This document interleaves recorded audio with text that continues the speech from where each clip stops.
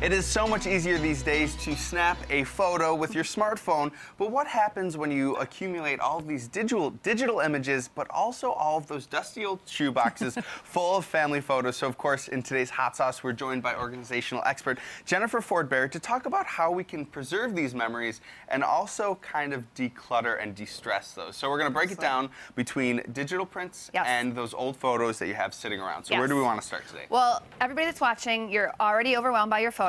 I mean, I love to organize, and that's probably my worst category of getting caught up all the time. So we're going to give you 3 steps, and they're going to be simple, something you can start to do today.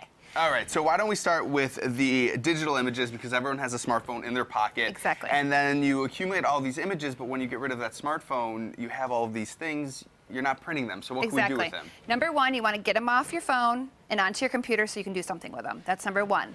Number 2 is once you get them over there, you want to immediately delete every single photo that you just don't need or don't love. We're trying to pick the best photos, Matt, no matter print or digital, the best photos that tell your story. So delete 29 of those 30 pictures of your cat, those memos that you just snagged a quick picture of. We don't need those. Exactly. And the thing is after you delete what you don't want, you want to edit the ones you're keeping, because you want to think about this project as, 20, 30 years down the road. When I come across, a family's photo album from 20 years ago, can it tell me the story of their life? All right, so what we're talking about with those digital prints are some of these really nice books that you brought in. Yes, after you edit and delete, you want to put them in folders on your computer by season or year, and then get them in a book. And you don't have to go this far. I mean, I did this because it was a special event with our family, but sometimes you can just hit the autofill and be done with it. So, these remind me of scrapbooking. A lot of people love scrapbooking. I have a lot of photos. I'm not going to be scrapbooking. I don't have the time. I don't have the patience. So it's not just about scrapbooking when you're preserving your memories anymore. It's about getting it done.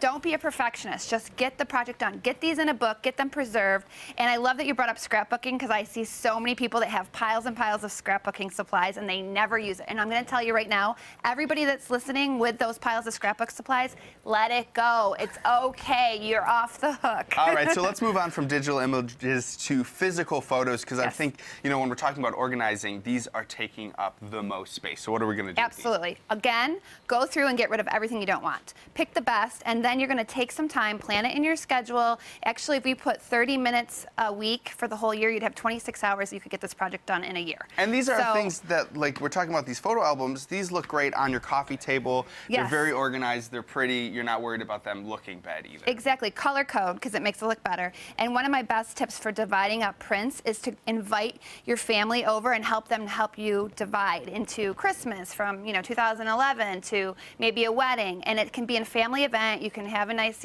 snacks and glass of wine and make it fun and just get it done. Don't worry about perfection. The whole point of the photos, of course, are to relive those memories. Now, if you do have to have a shoe box, it doesn't have to be a dusty, old, nasty Nike shoe box. You can have something that you can put on a shelf. Exactly. $2 at Michael's. It's cute. It's functional.